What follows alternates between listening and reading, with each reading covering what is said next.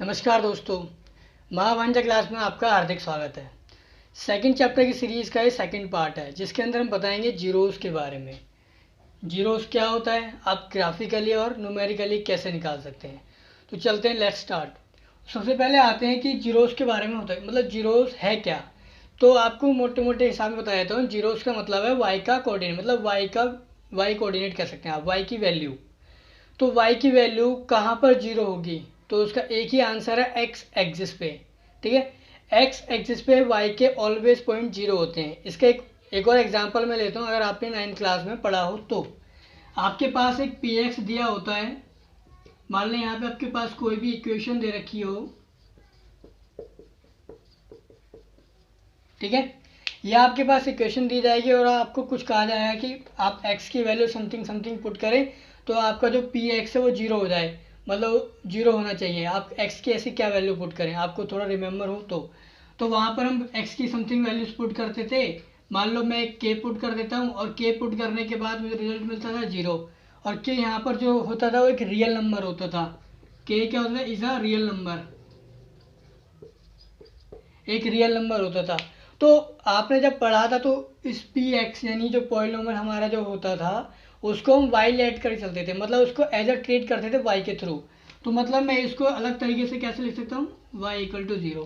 तो 10th में इसी को कहा गया है जीरोस। जीरोस का मतलब है वाई कोऑर्डिनेट, मतलब वाई की वैल्यू कहाँ पर जीरो होगी। तो एक ऐसा ही सिंपल सिंपल उसका आंसर है एक्स एक्सिस पे। एक्स एक्सिस पे वाई का ऑलवेज पॉइंट जीरो होता है। तो आपको किसी तरीके से कर्व दिया जाएगा, या आपने 9th में करा था वही आपको यहाँ 10th में करना है, लेकिन ग्राफिकली और थोड़े स्टैंडर्ड तरीके से। तो पहले मैं बताऊंगा उसका ग्राफिकली कैसे करेंगे, न्यूमेरिकली कैसे करेंगे। तो देखिए कैसे करते हैं।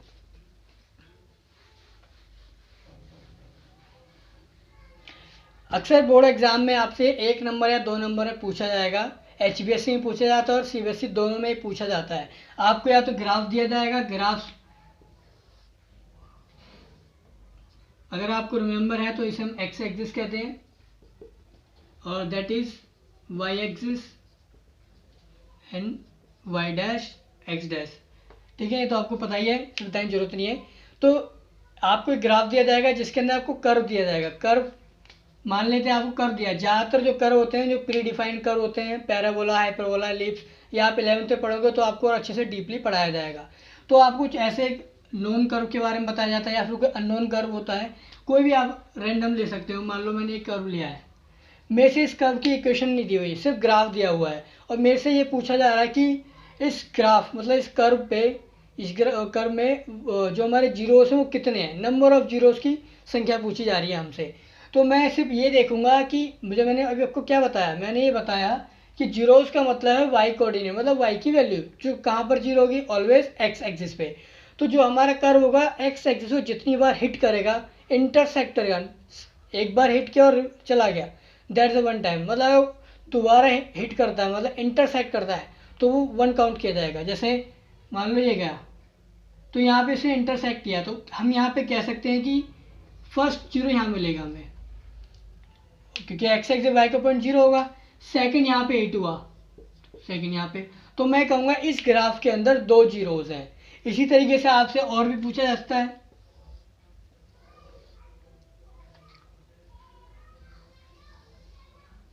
इस कर्व का नाम है पैराबोला, ठीक है। ये आप 11th में पढ़ोगे तो डीपली आपसे और पढ़ाया जाएगा, आपको पढ़ाया जाएगा। तो यहाँ पर भी आप देखोगे इंटरसेक्ट वन टाइम हो रहा है, 2 टाइम, तो यहाँ पे जीरोस कितने हो गए, 2। और एक और कर्व आता है जो सिर्फ टच करके जाता है, ठीक है, उसे हम काउंट नहीं करते, सिंगल टाइम, मतलब वन, एक बार तो काउंट करेंगे, दूसरी बार नहीं करेंगे। जैसे यहाँ पे ये हिट होके दोबारा मीट हुआ तो मैं इसे 2 बार काउंट कर रहा हूँ, लेकिन यहाँ पे सिर्फ वन बार टच करके चला गया, मतलब इंटरसेक्ट नहीं किया, तो सिर्फ टच करके गया, तो टच करके गया तो वो सिर्फ एक ही पॉइंट कॉल किया जाएगा। तो यहाँ पे जीरो सिर्फ एक ही है, मतलब अब यहाँ पे आप 2 नहीं कह सकते, सिर्फ एक ही बार होगा। तो ग्राफिकली कुछ इस तरीके से आपसे पूछा जाएगा कि नंबर ऑफ जीरोस किस तरीके से निकाले जा सकते हैं। मैं एक और एग्जांपल दे देता हूँ।